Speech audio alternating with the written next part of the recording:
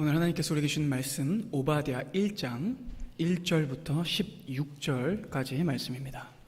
오바댜 1장 1절부터 16절까지의 말씀을 교독하고 마지막 절은 함께 읽겠습니다.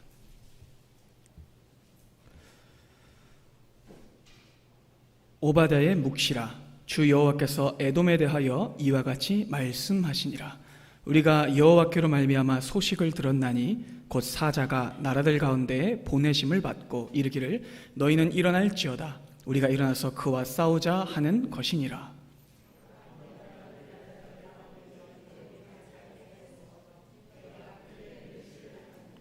너의 마음의 교만이 너를 속였도다. 바위 틈에 거주하며 높은 곳에 사는 자여, 내가 마음에 이르기를 누가 능히 나를 땅에 끌어내리겠느냐 하니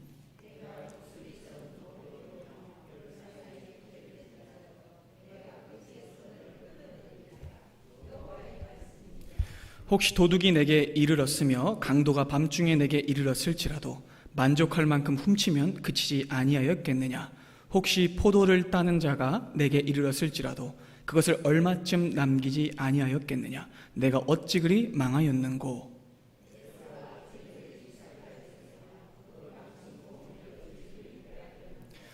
너와 약조한 모든 자들이 다 너를 쫓아 변경에 이르게 하며 너와 화목하던 자들이 너를 속여 이기며 내 먹을 것을 먹는 자들이 내 아래에 함정을 파니 내 마음에 지각이 없음이로다.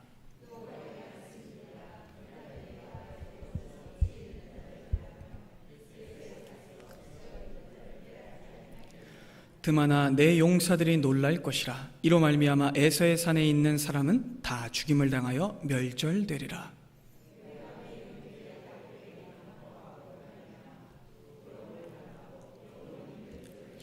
내가 멀리 섰던 날 곧 이방인이 그의 재물을 빼앗아가며 외국인이 그의 성문에 들어가서 예루살렘을 얻기 위하여 제비 뽑던 날에 너도 그들 중 한 사람 같았느니라.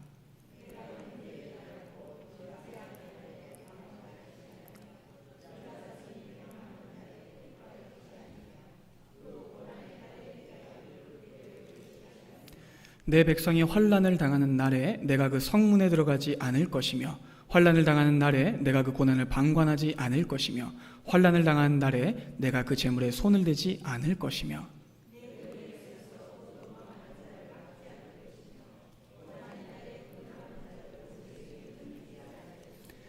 여호와께서 만국을 벌할 날이 가까웠나니 내가 행한 대로 너도 받을 것인즉 내가 행한 것이 내 머리로 돌아갈 것이라.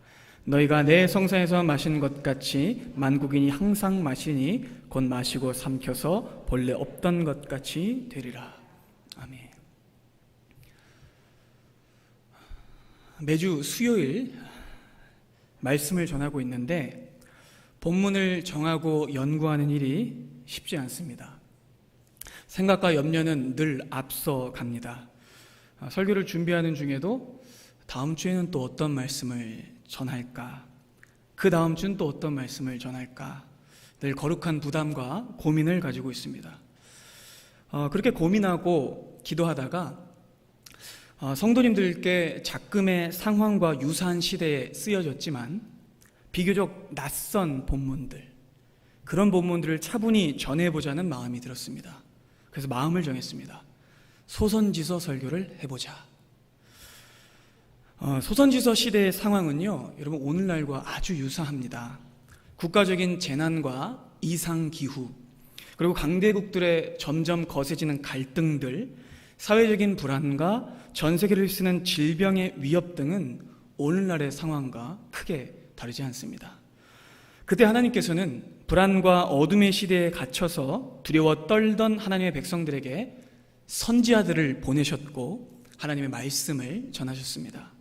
이스라엘이 분열되고 패망으로 내달리고 있던 그 엄혹한 시절, 세계 정세가 막 뒤흔들리고 강대국들의 갈등이 심화되며 나라의 운명이 풍전등화와 같을 때, 바로 그때 하나님께서는 선지자들을 보내셔서 자기 백성들을 위로하고 묵시를 전하셨습니다. 그렇게 선지자를 보내신 하나님께서는 두려워 떠는 자녀들에게 상황과 현실이 아닌 하나님의 의로운 통치와 영원한 하나님의 나라를 바라보게 하셨습니다.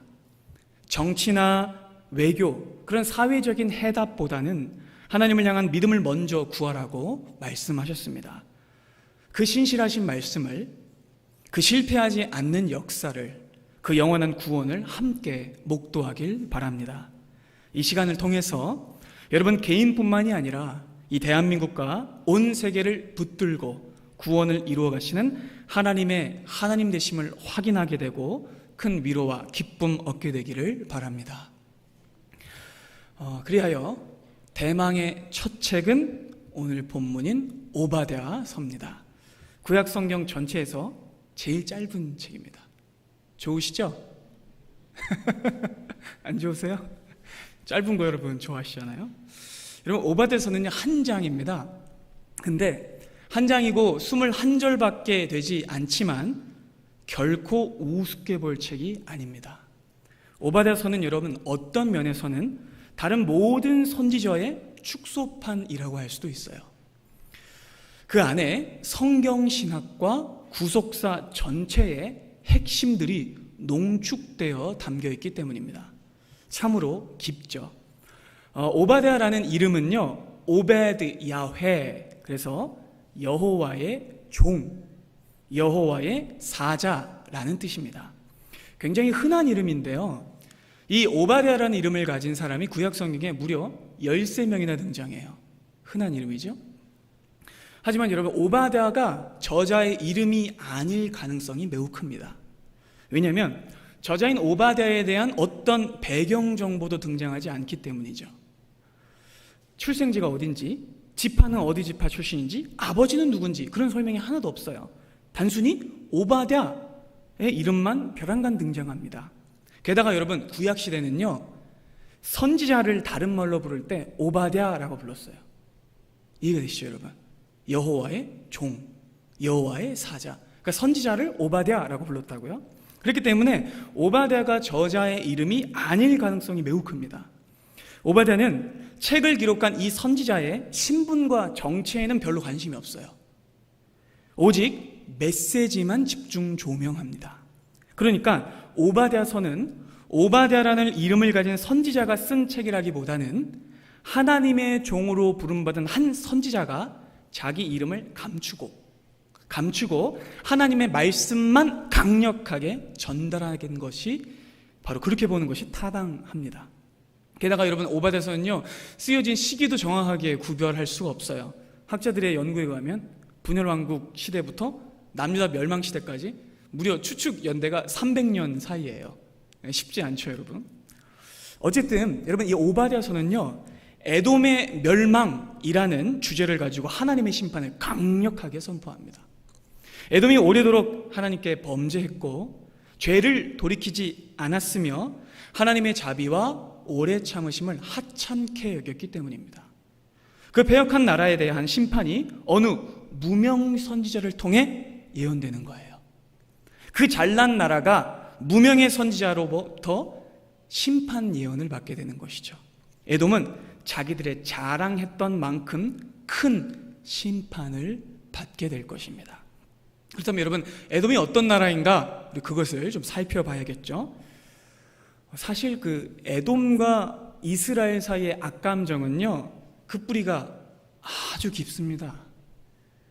얼마나 오래되었는지 쉽게 화해할 수 없는 관계였습니다. 그 시작은요 오바댜서로부터 무려 1000년을 더 거슬러 올라가야 돼요.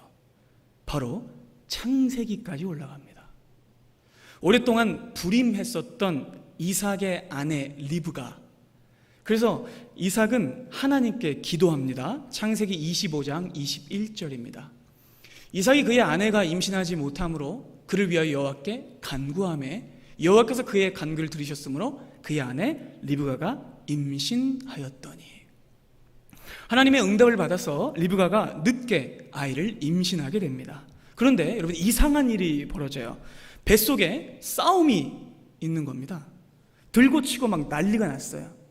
태동 수준이 아니에요. 뱃속에서 막 싸움이 있는 겁니다. 쌍둥이를 임신한 거였는데 여러분 이 싸움이 심상치 않은 거예요. 그 싸움이 너무 거센 것을 보고 놀라서 리브가가 하나님께 여쭈었을 때 하나님은 이렇게 응답하십니다. 23절 보겠습니다. 여호와께서 그에게 이르시되 두 국민이 너의 태중에 있구나. 두 민족이 내 복중에서부터 나누이리라. 이 족속이 저 족속보다 강하겠고 큰 자가 어린 자를 섬기리라 하셨더라. 그리고 태어나 보니 먼저 나온 애는 몸이 붉고 전체가 털이에요. 딱 봐도 애가 세 보여요. 먼저 나온 녀석이요. 그래서 이름을 붉다라는 뜻으로 에서라고 짓습니다. 다음으로 나온 애는 형에게 밀려서 늦게 나옵니다. 진 거죠. 하지만 악착같이 진 거를 수용하지 못하고 형의 발꿈치를 붙잡고 나와요. 그래서 이름을 발꿈치를 잡았다라는 야곱으로 짓습니다. 여러분, 이 이야기는 너무 유명한 이야기죠. 나기 전부터 갈려진 두 형제는요, 이후로부터 길고 긴 적대 관계를 갖게 됩니다. 여러분, 이 둘은요 정말 달랐어요. 먼저 전신이 붉고 털이 많았던 에서는요 날 때부터 상남자였어요. 세상의 눈으로 볼 때 그는 1등 신랑감이었습니다. 사냥을 잘했고요, 들사람이었고 처자식을 자기 힘으로 먹여 살릴 수 있을 만큼 남성미가 강했습니다. 당시 최고의 신랑감이에요. 완력을 뽐냈고 그는 자랑했습니다. 에서는 자기의 힘을 믿었기 때문에 다른 것을 하찮게 여겼어요. 그도 어렸을 때부터 아버지 이삭으로부터 하나님의 언약을 반복적으로 들었거든요. 얘 에서야. 할아버지인 아브라함, 그때부터 하나님께 받은 우리 약속이 있단다. 이 이야기를 어렸을 때부터 듣고 자랐어요. 근데 에서는 그 언약을 중요하게 생각하지 않습니다. 왜냐하면 자기 능력이 충분하거든요. 세상에서 잘 나가거든요. 힘이 있거든요. 그래서 그는 자기 힘만을 믿었고 하나님은 바라보지 않았습니다. 반면 야곱은 형보다 육체적인 힘이 약해요. 그래서 싸움에도 졌어요. 하지만 할아버지인 아브라함 때부터 아버지인 이삭으로부터 전해 내려오는 하나님의 언약을 이 야곱은 사모했어요. 자기 가문 안에서만 전해 내려오는 하늘의 축복과 언약의 가치를 그는 붙들었어요. 그래서 여러분, 야곱에게는 바로 이 하늘의 축복, 언약의 당사자가 된다는 것이 제일 중요했던 거죠. 그래서 그는 조용한 사람으로 장막에 거주하면서 때를 기다립니다. 그러던 어느 날 두 사람의 운명을 완전히 갈라버릴 한 사건이 벌어집니다. 그날도 에서는 자기의 남성성을 막 자랑하면서 들로 사냥을 나갔었어요. 그러다가 들에서 돌아왔는데 사냥을 종일 했다 보니까 피곤한 거예요. 배도 고팠어요. 그래서 허기져서 있는데 들에 보니까 야곱의 장막이 있는 거예요. 그래서 발로 빵 차면서 들어가면서 야, 그거 뭐냐? 이렇게 물어보는 거예요. 창세기 15장 30절입니다. 야곱에게 이르되 내가 피곤하니 그 붉은 것을 내가 먹게 하라 한지라. 그러므로 에서의 별명이 에돔이 되었더라. 자, 여러분 보세요. 붉은 게 뭐죠? 죽이죠. 팥죽인데 야, 그 죽 좀 줘라 이렇게 얘기도 안 해요. 얼마나 괄괄하고 이 남성미가 넘치는지, 야, 붉은 거 내놔 이렇게 얘기한 거예요. 근데 그 말을 듣고 야곱은요, 이때다라고 생각해요. 야곱은 언제나 형의 권리를 탐내고 부러웠기 때문에 오랫동안 준비하고 있었던 그 말을 내뱉어요. 형, 장자의 명분을 팔면 이 죽을 얼마든지 주겠노라고. 이런 말이 안 되죠. 여러분, 장자의 권한을 돈 주고 살 수 있습니까? 불가능하죠. 태어난 순서를 어떻게 바꿔요? 하나님께서 정하신 순서를 어떻게 바꿔요? 말이 안 되는 거래입니다. 근데 이 말이 안 되는 거래를 들은 에서는 대수롭지 않게 여겨요. 자신은 그 장자권을 하찮게 여기면서 대답합니다. 32절. 에서가 이르되 야, 내가 죽게 되는데 장자 명분이 무슨 유익이 있겠냐? 야, 내놔. 이렇게 한 거예요.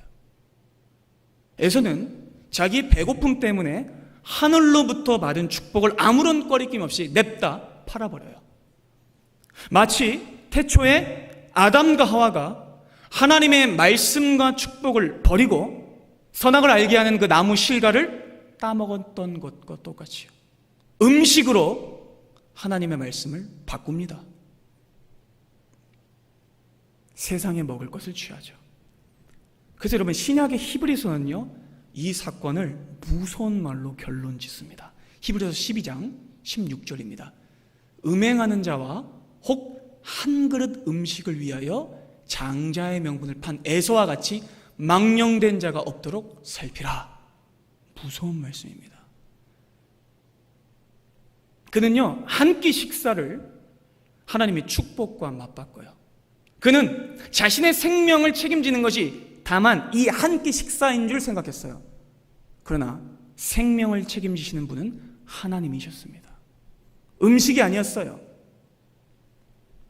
그는 자기의 목숨을 자신이 유지할 수 있을 거라고 생각하고 세상의 욕망을 쫓아간 천박하고 비루한 인물이었습니다. 말씀보다 육신의 음식을 더 소중히 여겼죠. 이후에서는 동생 야곱에게 한 번 더 속아요. 그리고 아버지 이삭까지 속죠. 여러분 잘 아시는 것 같이 야곱이 장자의 축복을 받고 에서는 못 받게 됩니다. 근데 그때 에서는요 이 상황을 자기가 겪었을 때 이를 갈며 야곱을 죽이려고 합니다. 창세기 27장 38절부터 봅니다. 에서가 아버지에게 구걸합니다. 아버지가 빌복이 이거 하나뿐이에요? 아버지 저에게도 축복해 주세요. 제게도 축복해 주세요 하고 엉엉 울었어요. 그러나 지나갔습니다. 39절. 그 아버지 이삭이 그에게 대답합니다. 내 주소는 땅의 기름짐에서 멀고 내리는 하늘이슬에서 멀 것이다.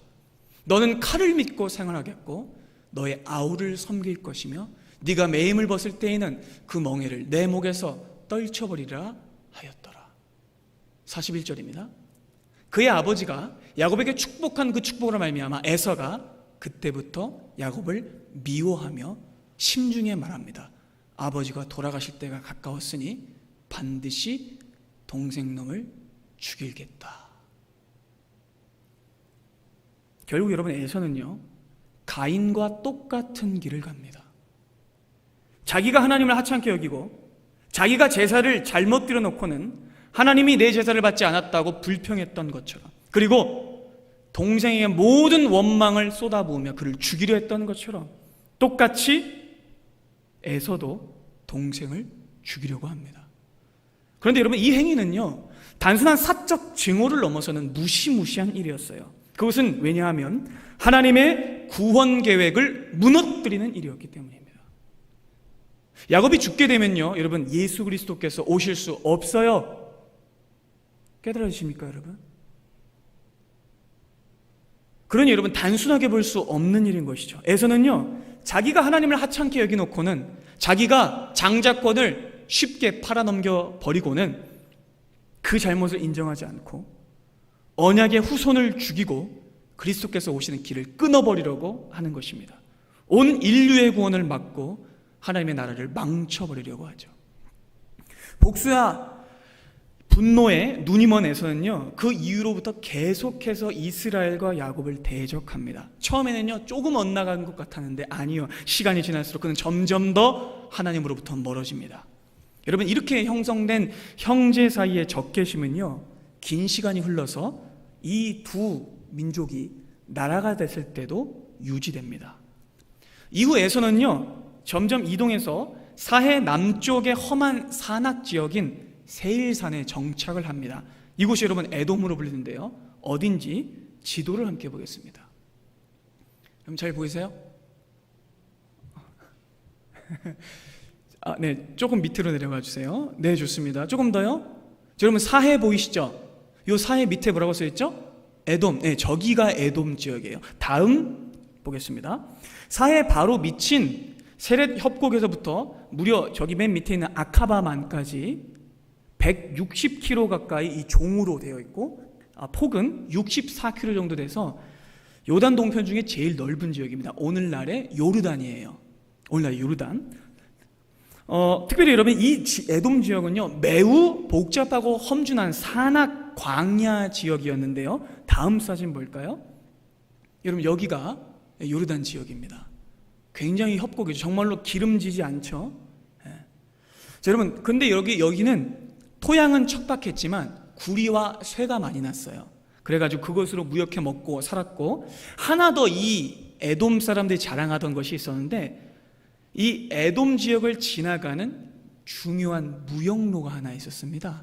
그래서 이 무역로에 있으면 남쪽으로는 아프리카, 그리고 이쪽으로는 아시아, 이쪽으로는 유럽까지 가는 길목이에요. 쉽게 말해서 실크로드입니다. 그러니까 이 실크로드에 자기들의 이 지형이 있으니까 이 지역에서 상인들과 나라들에게 통행세를 받아서 국가 재정을 유지했어요. 그게 바로 다음 사진인 왕의 대로입니다. 이런 빨간색으로 보이시는 길 보이시죠?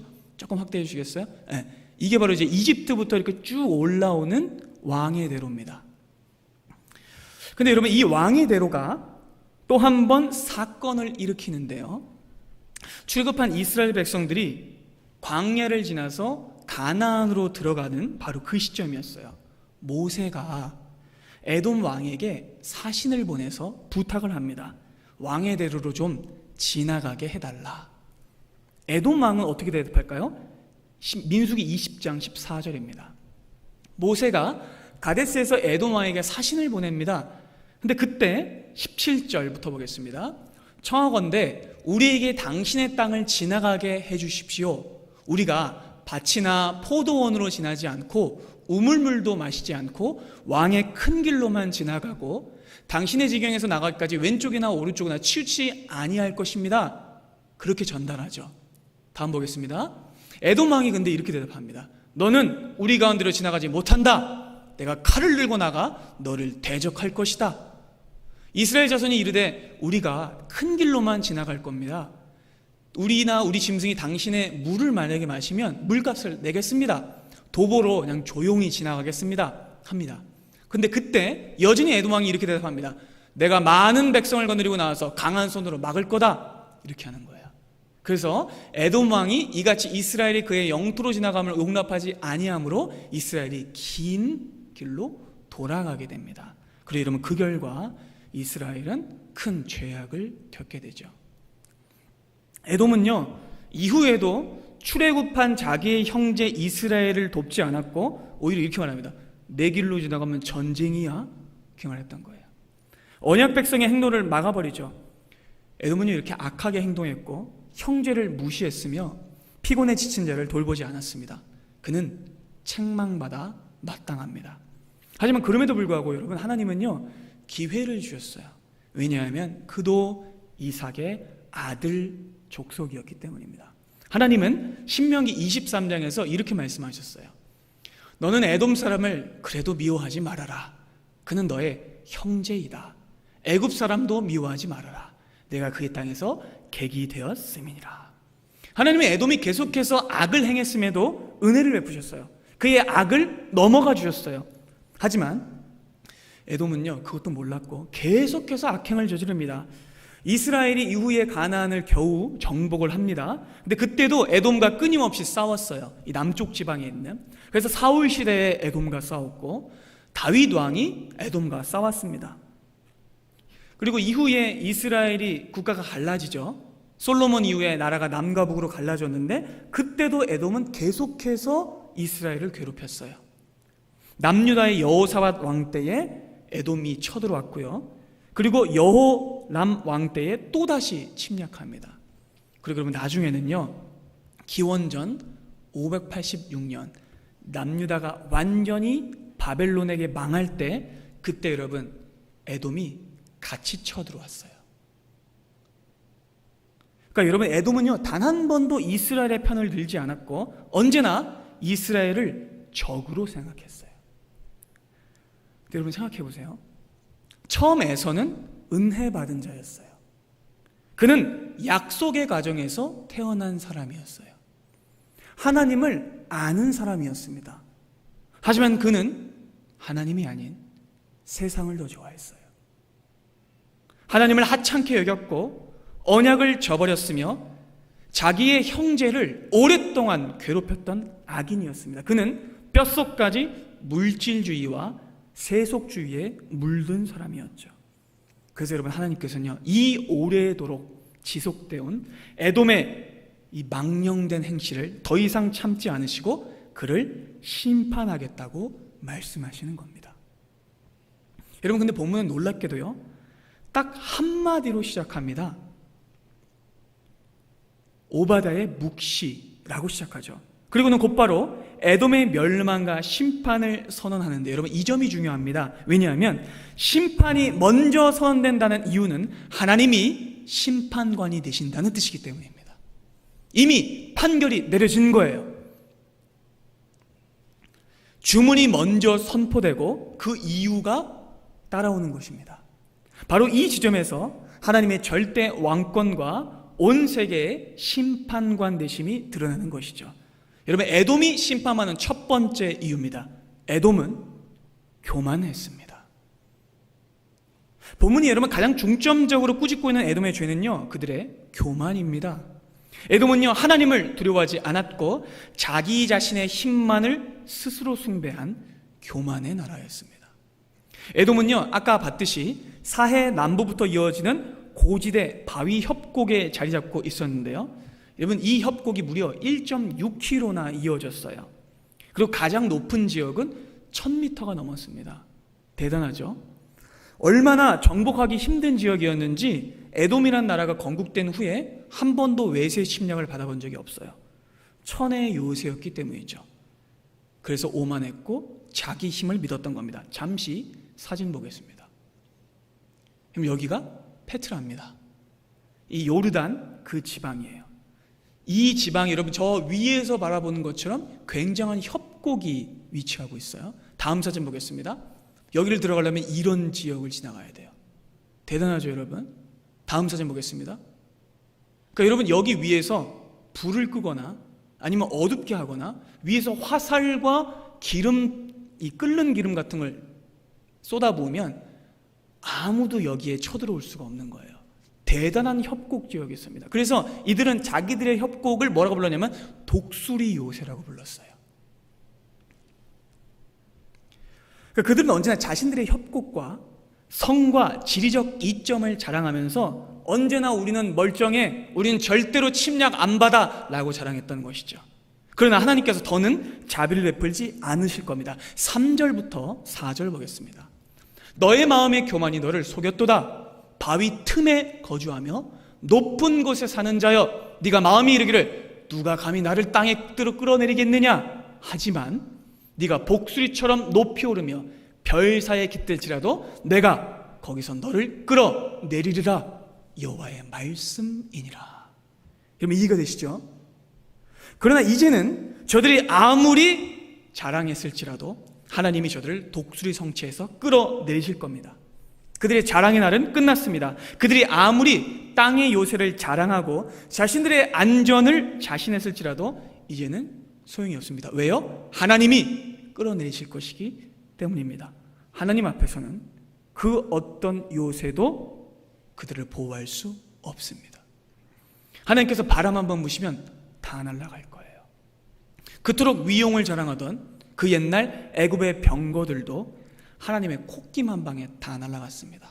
출애굽기 15장입니다. 주께서 주의 큰 위엄으로 주를 거스르는 자를 엎으시니이다. 주께서 진노를 발하시니 그 진노가 그들을 지푸라기 같이 사르니이다. 주의 콧김에 물이 쌓이되 파도가 언덕같이 일어서고 큰 물이 바다 가운데 엉기니이다. 주님께서 콧김 한번 부르시면 다 날아가는 거예요. 계속해서 9절부터 12절입니다. 원수는 이렇게 말합니다. 내가 뒷주자 따라잡아 탈취물을 나누리라. 내가 그들로 말미암아 내 욕망을 채우리라. 내가 내 칼을 빼리니 내 손이 그들을 멸하리라 하였으나 주께서 바람을 일으키시매 바다가 그들을 덮으니 그들이 거센 물에 납같이 잠겼나이다. 여호와여, 신중에 주와 같은 자가 누구니까? 주와 같이 거룩함으로 영광스러우며 찬송할 만한 위엄이 있으며 기이한 일을 행한 자가 누구니까? 주께서 오른손을 드신 즉 땅이 그들을 삼켰나이다. 하나님이 행하시면 그들의 요새도 아무런 보호를 줄 수 없습니다. 자기들을 은지했던 여러분 여리고 성은 어땠습니까? 문을 걸어 잠그고 지키고 있었으나 궁수들을 배치하고 아무리 끓는 기름과 돌덩어리를 준비했을지라도 여러분 그것은 땅에서 통하는 방법입니다. 하늘에 계신 하나님께서 그 성체를 통째로 들어서 패대기 치시면 세일산의 성체가 무슨 소용이 있겠습니까? 시편 18편은 이렇게 말씀합니다. 여호와께서 하늘에서 우레소리를 내시고 지존하신 이가 음성을 내리시며 우박과 숯불을 내리시도다. 그의 화살을 날려 그들을 흩으시며 많은 번개로 그들을 깨뜨리셨도다. 이럴 때 여호와의 꾸지람과 콧김으로 말미암아 물밑이 드러나고 세상에 터가 나타났도다. 아무리 땅의 요새를 자랑할지라도 하나님의 콧김 한 방이면 먼지더미처럼 날아갑니다. 오직 하나님을 의지하는 자만이 견고히 서게 될 줄로 믿습니다. 하나님을 의지하지 않는 자들이 쌓는 것은 아무리 잘나 보일지라도 그것은 모래성입니다. 아무리 드높은 성과대를 자랑할지라도 모든 것은 산산조각 나버릴 것입니다. 에돔은 교만했습니다. 하나님을 무시했고 자기들의 지형지물을 자랑했죠. 자기들의 힘을 믿었기 때문에 그들은 멸망받게 된 것입니다. 잠언 16장은 이렇게 말씀합니다. 교만은 패망의 선봉이요 거만한 마음은 넘어집의 앞잡이니라. 둘째로 에돔이 멸망당한 이유는 형제 이스라엘의 고통을 즐거워하고 비열하게 행동했기 때문입니다. 여러분 10절에서부터 14절까지는요 다른 사람들에게 재난이 왔을 때, 이스라엘에게 고통이 왔을 때 그것을 막 즐거워했던 이들의 이 저열한 행태를 하나님이 어떻게 갚으실지에 대한 말씀입니다. 10절부터 보겠습니다. 조금 제가 쉽게 약간 번역해서 읽겠습니다. 내가 내 형제 야곱에게 행한 포악으로 말미암아 부끄러움을 당하고 영원히 멸절될 것이다. 내가 멀리 섰던 날 곧 이방인이 그의 재물을 빼앗아가며 외국인이 이스라엘 성문에 들어가서 예루살렘을 얻기 위하여 제비 뽑던 날에 너도 그들과 한패였다. 내가 형제의 날 곧 그 재앙의 날에 방관해서는 안 됐었다. 유다 자손이 패망한 날에 기뻐해서는 안 됐었다. 그 고난의 날에 내가 입을 크게 벌려서는 안 됐었다. 내 백성이 환난을 당한 날에 네가 그 성문에 들어가서는 안 됐었다. 환난을 당하는 날에 네가 그 고난을 방관해서는 안 됐었다. 환난을 당하는 날에 내가 그 재물에 손을 대서는 안 됐었다. 내 거리에 서서 그 도망한 자를 막아 섰어야 됐었다. 고난의 날에 그 남은 자를 원수에게 넘겨서는 안 됐을 것이다. 이렇게 말씀하시는 거예요. 계속해서 등장하는 여러분 표현이 무엇이냐면 형제 야곱에게 죄를 지었답니다. 에돔은요 형제가 되었음에도 불구하고 언제나 이스라엘의 불행을 즐거워하며 악랄하게 굴었습니다. 여러분 특별히요 유다가 바벨론에게 멸망당했을 때 에돔은요 막 쾌재를 부르면서 이렇게 말했습니다. 시편 137편입니다. 여호와여 예루살렘이 멸망하던 날을 기억하시고 에돔 자손을 치소서. 그들의 말이 이렇게 말했대요. 헐어버려라, 헐어버려라, 기초까지 전부 헐어버려라. 그렇게 하면서 이스라엘의 멸망을 즐거워했다는 것입니다. 예레미야 선지자 역시 에돔이 얼마나 저열하고 비겁하게 했는지 이 행위를 꾸짖으면서 이렇게 예언합니다. 49장입니다. 바위 틈에 살며, 똑같죠 여러분? 산꼭대기를 점령한 자여 스스로 두려운 자인 줄로 여김과 내 마음의 교만이 너를 속였도다. 내가 독수리같이 보금자리를 높은 데에 지었을지라도 내가 그리로부터 너를 끌어내리리라. 여호와의 말씀이니라. 에돔이 공포의 대상이 되리니 그리로 지난 나보다 놀라며 모든 재앙으로 말미암아 탄식하리로다. 여호와께서 말씀하시니라. 소돔과 고모라 그 이웃 성읍들 같이 에돔이 멸망할 것이다. 거기 사는 사람이 없으며 그 가운데 머물러 살 사람이 아무도 없으리라. 여러분 특별히 애굽의 죄악이 더 저급한 이유가 뭘까요? 그것은 그들이 하나님의 은혜를 경험한 자들이기 때문입니다. 하나님은요 이스라엘에게 에돔을 선대하라고 하셨어요. 그리고 이스라엘은 그렇게 행했습니다. 하지만 여러분 에돔은 언제나 배은망덕하게 행동할 뿐이었죠. 그래서 여러분 하나님이 진노하시고 하나님이 심판하시는 겁니다. 실제로 하나님의 말씀이 여러분 그대로 이어져요. 이후 기원전 3세기에 북아라비아의 나바테아 사람들에게 공격당해 완전히 멸망합니다. 그리고 그 잔당들은 유대 남부 지역에 뿔뿔이 흩어져 살게 되죠. 하나님의 심판이 진짜로 이루어진 것입니다. 세 번째로 에돔이 멸망당한 이유는 그가 그리스도를 대적했기 때문입니다. 무슨 말이냐? 여러분, 이것이 가장 중요합니다. 아까 여러분 오바댜 선지자가 전달하는 현 시점까지의 에돔의 죄악만 해도 굉장히 끔찍했습니다. 용서받을 수 없었습니다. 그러나 결정적인 죄악은요, 오바댜서의 시점으로부터 수백 년이 흐른 뒤에 벌어진대요. 여기 부분이 중요합니다. 에돔은요, 오바댜의 예언 이후에 400년 뒤에 멸망했다고 말씀드렸습니다. 근데 그들은 완전히 절멸한 건 아니었어요. 잔존 세력이 남아서 이 잔존 세력들이 자기들의 국가를 회복하는 방법을 찾았습니다. 그러니까 에돔 멸망 이후에 에돔도 유다와 함께 섞여서 살았는데요, 유다는 이후에 바벨론에서 페르시아의 통치를 받았고, 페르시아 이후에 그리스 제국의 통치를 받았고, 그리스 제국이 멸망한 다음에 4개 제국이 나뉘어졌을 때 프톨레미 왕국과 셀류키드 왕국의 지배를 받았어요. 여러분, 여기까지는 그렇게 중요하지 않습니다. 이때 잠깐 동안 유대가 독립을 했어요. 그래서 100년 정도 독립을 했던 적이 있었어요. 근데 그것도 잠시 유대의 이 독립한 그 왕가 안에 내분이 벌어져요. 서로 왕권을 가지겠다는 거죠. 근데 그때 로마를 딱 끌어들여가지고 로마가 다시 이스라엘을 식민지배하도록 모략을 쓴 한 인물이 있는데, 그 인물의 이름이 안티파스입니다.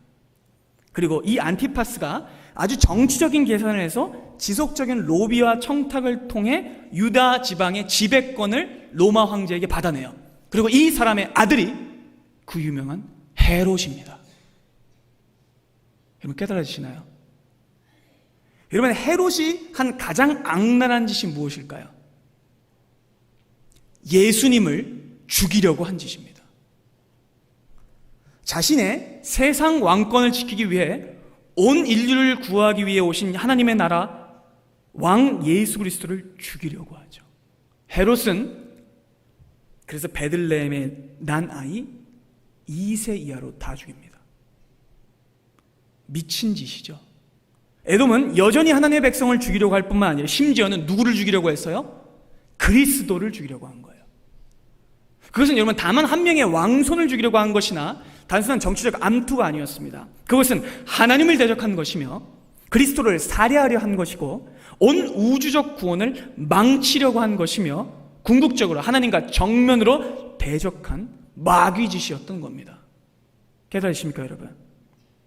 그러나 하나님께서는 이 흉악한 에돔과 헤롯의 관계를 물리치시고 피할 길을 내셔서 예수를 구하셨고, 이후 예수께서는 십자가에서 우리를 위한 구속사역을 완성하셨습니다. 여러분 보세요. 헤롯은 실패했어요. 에돔은 실패했습니다. 이후에 헤롯은 잠깐 그 이후에 살아남았지만 AD 70년 유다가 완전히 멸망할 때 그때 같이 완전히 멸망해서 이후로 역사 속에 자취를 감추게 됩니다. 정말로 10절 말씀처럼 멸절되고 18절 말씀처럼 남은 자가 없게 되었습니다. 하나님이 어미하신 주권과 심판자 되심이 여러분 이 오바댜서 안에 충만하게 담겨져 있어요. 구속사의 모든 핵심 주제가 다 담겨져 있습니다. 놀랍죠, 여러분? 결국 하나님과 하나님의 백성을 대적한 자는 모두 멸망할 것입니다. 여러분 아멘이 되시죠? 이것이 오바댜의 첫 번째 주제입니다. 비록 지금은 악인들이 득세하고 세상의 권력과 힘을 독차지한 것처럼 보일지라도 결국 그들은 자신들의 교만으로 인해 하나님께 멸망받게 될 것입니다. 그리고 여러분 이 사실은 하나님의 백성들에게 위로가 됩니다. 여러분 하나님의 언약을 기억해 보세요. 하나님이 예전에 아브라함에게 뭐라고 약속하셨는지 여러분 기억하세요? 창세기 12장 3절 말씀입니다. 너를 축복하는 자에게는 내가 복을 내리고 너를 저주하는 자에게는 저주하리니 땅의 모든 족속이 너로 말미암아 복을 얻을 것이라 하신지라. 아멘. 그러니 에돔이 멸망될 수밖에 없는 것이죠. 하나님의 백성을 대적하는 것이 곧 하나님을 대적하는 것이기 때문입니다. 비록 저들이 지금까지는 난공불락의 요새를 자랑하며 무패를 자신했을지 몰라도 하나님의 심판이 임하면 흔적도 남지 않을 것입니다. 그러므로 여러분, 이 오바댜 말씀은 다만 에돔이라는 고대 민족국가의 소멸을 말하는 책이 아니라 하나님께서 온 우주의 심판관 되심을 선언하는 말씀이며 주의 백성들을 대적하는 자들을 하나님이 반드시 심판하시겠다는 위로의 말씀인 것입니다. 사랑하는 여러분, 에돔의 심판을 통해 은혜를 망각하고 언약을 소홀히 여긴 자들은 하나님의 백성을 핍박했을 때에 종말에 멸망할 것을 본문은 선언합니다. 그리고 여러분, 이 오바댜서는요 주의 백성들에게 주신 말씀이에요. 주의 백성을 위로하게 하기 위해서 주신 말씀입니다. 하나님 절대로 악한 자들을 좌시하지 않으실 겁니다. 사랑하는 여러분, 여러분들이 신앙을 지키면서 힘이 들 때에 도저히 내가 잘못한 것이 없는데 나에게 위해와 위협과 압박을 주는 사람이 있을 때에 여러분 두려워하지 마십시오. 여러분들이 갚지 않으셔도 됩니다.